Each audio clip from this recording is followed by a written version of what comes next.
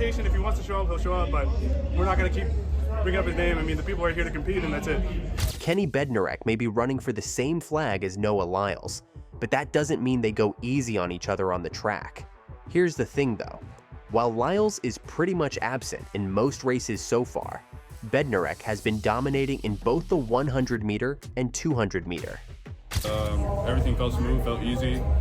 Really good shape right now, and this race was just to execute and dominate the field, and that's what I did. So this year, he kickstarted the season with a win at the Grand Slam track meeting in Jamaica. As you know, the inaugural Grand Slam track meet kicked off last month at the National Stadium in Kingston, Jamaica.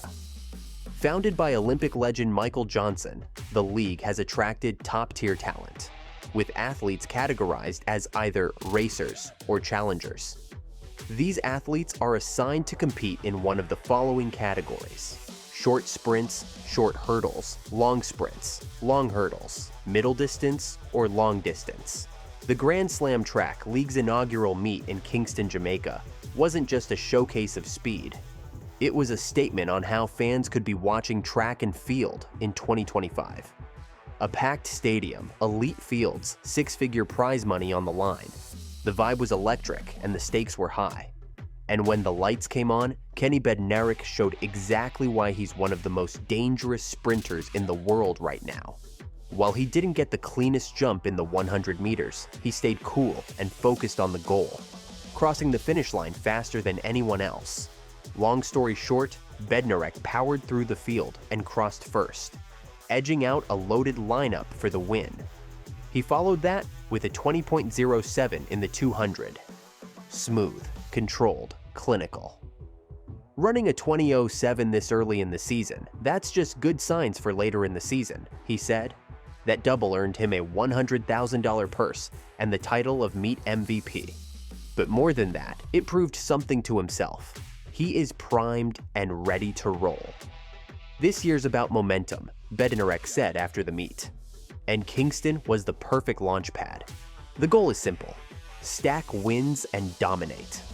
Kung Fu Kenny spoke with muscle and fitness on his strong start to the season and bracing for a long but successful season. When Bednarek stumbled out of the blocks at the Grand Slam Track League opener, he didn't stress out. Years ago, an early misstep would have wrecked his rhythm. A lot has changed since then. I just said, don't panic, Bednarek told himself. In past years, I'd be like, oh, shh, and throw everything out the window, but I've learned how to shut that off. This year, it's different. He credits the shift to relentless reps and the elite company he keeps. Training alongside Christian Coleman and Kyrie King forces Bednarek to get sharper by the week. They've been whooping my butt for years on starts. Christian's the best in the world at it. I had to level up just to keep up. Needless to say, that mental reset allowed him to stay present through the acceleration phase, maintain posture into top speed, and surge at the line. His 10th.01 was enough to edge Jamaica's Oblique Seville, a global medal threat. I didn't know what happened at first, but I was happy. It was an opener. I'm trying to go on a winning streak in both the 100 and 200 this year. It is probably safe to say that Kenny had been off to a great start. I felt good, said Bednarek. I know a lot of people don't call me a 100-meter specialist, but I felt like today I proved that I am. I stumbled in the first few steps, but I recovered enough to get the win, and that's a lot of upside. I love this track. He followed up on his dominance on the second leg of the Grand Slam track. In fact, Bednarek basically announced his arrival in the 100-meter when he sped to a wind-aided 9.79 on Day 2 of Grand Slam Track Miami 2025. This meant that he claimed the victory in the 100-meter in a loaded men's short sprint field.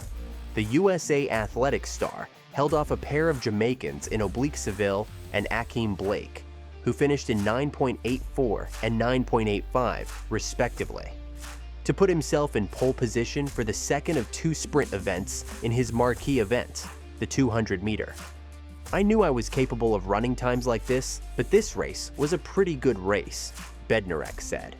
I'm just looking forward to tomorrow. I'm dangerous. He added, all I needed was experience, and I'm getting that experience, and now we see what happens.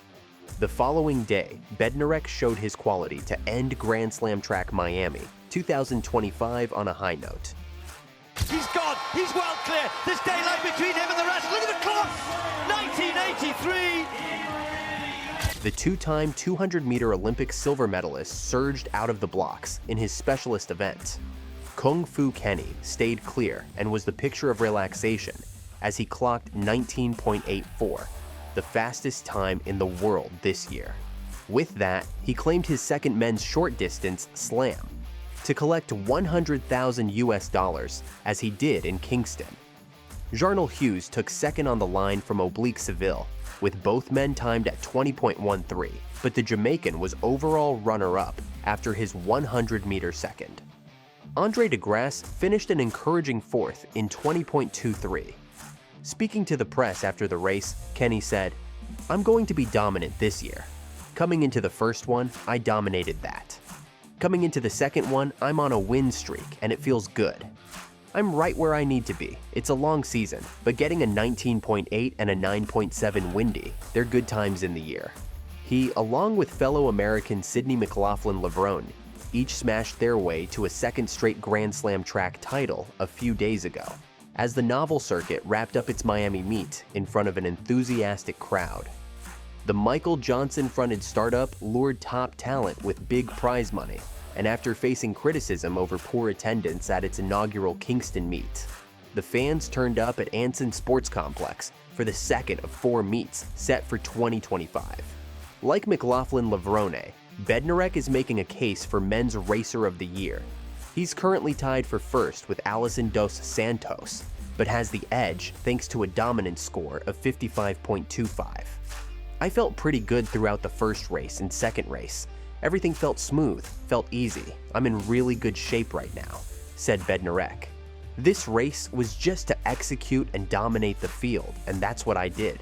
Going to Philly and LA, I'm feeling pretty confident about what I can do down there.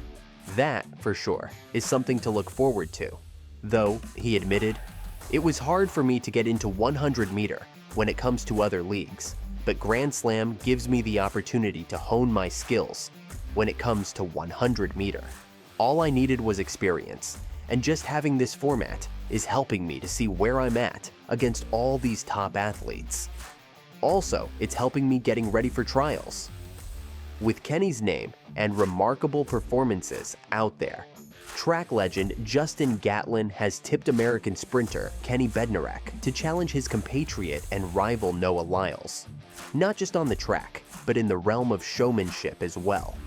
This came following Bednarek's commanding performance at the Kingston leg of the inaugural Grand Slam track meet. Listen, Kenny understood the assignment from beginning to end, on the track and off the track. Gatlin said on a recent episode of the Ready Set Go podcast with co-host Rodney Green. Gatlin's co-host, Rodney Green, noted that Bednarek's performance sent a clear message to reigning sprint king Noah Lyles. Kung Fu Kenny came through with the hat trick. The 100 meter and 200 meter. He's letting everyone know I ain't scared. This makes me even more excited to see Noah now. Like, where's Noah at? This is definitely a situation for him, said Green. Will this athlete be as dominant as Kenny? Watch this to find out.